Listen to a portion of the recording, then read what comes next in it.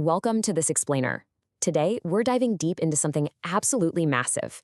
I want you to picture an invisible, highly choreographed maritime network, the literal lifeblood that keeps our modern world spinning. It's this gigantic global logistics operation spanning thousands of miles of deep, dark ocean. And we're going to break the whole thing down step by step. Seriously, just think about the journey of almost any everyday product you own. How exactly does your cargo cross those wild, unpredictable oceans to arrive right at your front door? Well, I'll tell you one thing, it doesn't just hop on a single boat and sail straight to your local harbor. No way. Instead, it relies on a perfectly timed global relay race. And to really understand this beautifully choreographed dance, we need to zoom out and look at the master plan. Section 1. The bicycle wheel concept. Okay, to really grasp this network, I want you to visualize a simple bicycle wheel. In a hub-and-spoke system, cargo is collected from all these scattered origin points out along the outer rim. Those are the spokes. It then gets transported down predetermined routes until it all converges into a single, massive, bustling central processing facility. That's the hub. In these vast global networks, this flow just repeats over and over. It's a brilliant way of taking a sprawling, chaotic web of routes and simplifying it into an incredibly efficient system. But here's a fun fact. This concept didn't actually start out on the water. Delta Airlines pioneered the hub and spoke method way back in 1955 for passenger flights. Then, by the 1970s, FedEx revolutionized the whole concept for freight. The model was just so brilliantly efficient that it literally descended from the skies and was adopted by the global liner shipping industry. This allowed the major carriers to congregate mountains of containers at these incredibly massive hub ports. Which brings us to Section 2, Meet the Shipping Fleet. The true brilliance of this system really lies in the dramatic visual contrast of its vessels. Picture this. On one side, we have the mother vessels. These are absolute colossal giants of the sea, carrying over 20,000 TEUs. They operate globally, sail exclusively between the major hubs, and they're completely gearless, meaning they rely entirely on those massive towering port cranes to load and unload. On the flip side, you've got the feeder ships. These are your nimble regional workhorses, usually under 2,500 TEUs, and they're often geared, meaning they actually have their own cranes on board to service smaller ports. So mother vessels cross the globe, while the feeders, they navigate those crucial final miles. Now, if we zoom in on the feeder side of the business, it splits into two main camps. First up, you have dedicated feeders. These are operated by maritime giants like MSC or CMA CGM. They essentially run their own shuttle ships to connect their massive mother vessels directly to regional ports.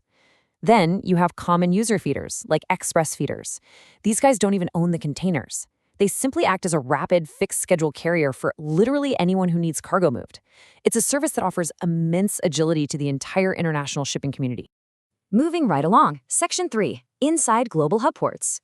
25,867. Just take a second to let that number sink in. But wait, actually, scratch that. That number is in the thousands.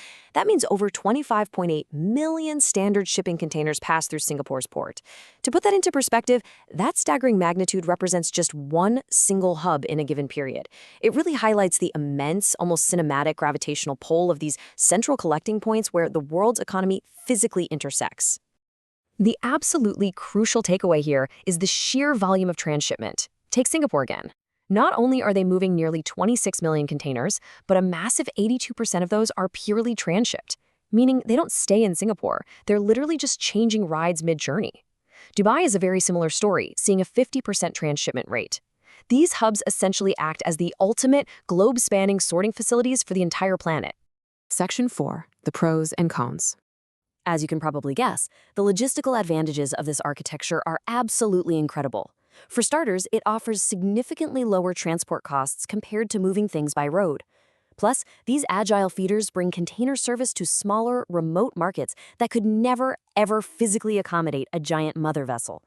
And on top of all that, shifting this massive amount of traffic to the water drastically reduces long-haul trucking.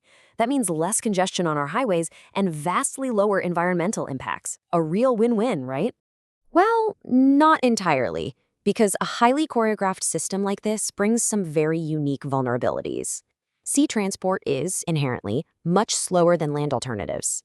And you have to factor in intense seasonality, like the St. Lawrence Seaway, which literally freezes completely shut in the dead of winter. There's also the persistent added cost of double handling the cargo. But honestly, the most critical issue is that because the network is so tightly interwoven, a delay from just one single megaship can create this devastating, cascading ripple effect across all the local feeder schedules. Finally, Section 5, the transshipment advantage. So, what does this all mean? Well, despite those risks, companies absolutely rely on this system for four brilliant strategic reasons. Step one, they can leverage massive economies of scale for the long haul. Step two, they completely bypass infrastructure limits, since those giant ships physically cannot berth at shallow ports. Step three, intermediate hubs allow workers to consolidate LCL, or less than container load cargo, that's heading to identical destinations. And step four, these hubs act as massive distribution centers in their own right, allowing companies to customize and repackage goods locally right before that crucial final mile. So, we've traced the incredible journey of cargo from the massive hub all the way down to the nimble spoke. Next time you hold a product, whether it's the phone in your hand or the coffee cup on your desk, will you picture this invisible, perfectly choreographed maritime network that brought it to you? Imagine those colossal mother vessels, the bustling, floodlit sorting hubs of Singapore, and those agile feeders navigating the coast just to bring that one item into your hands. It's pretty mind-blowing when you think about it. Thanks for joining me on this explainer diving into the hub and spoke architecture of global shipping.